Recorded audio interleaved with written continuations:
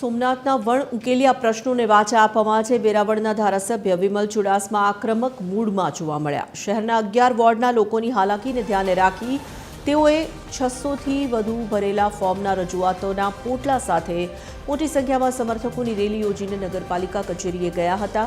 તેમણે ગટર અને રોડની ખસ્તા હાલત અને રખડતા પશુઓના ત્રાસ અંગે ગંભીર આરોપ લગાવ્યા। પાલિકામાં આવેદન પાઠવી તેમણે ચીમકી ઉચ્ચારી કે જો વહેલી તકે આ લોક પ્રશ્નોનું નિરાકરણ નહીં આવે તો તેઓ આ મામલે વિકાસ કમિશનર અને વિધાનસભા સુધી રજૂઆત કરશે।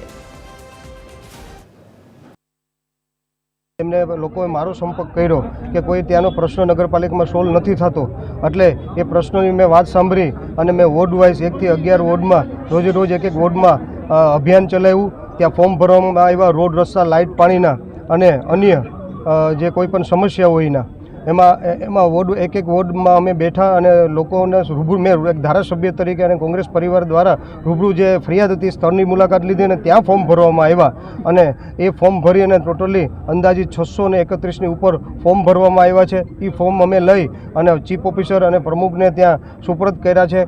આજ રોજ વિમલભાઈ ધારાસભ્ય અહીં નગરપાલિકામાં આવેદનપત્રો આપવા આવ્યા હતા। ગ્રામજનોને લઈને અમે આવેદનપત્ર લીધું ને અમે કીધું કે અમે તાત્કાલિક નિરાકરણ કરી દઈશું।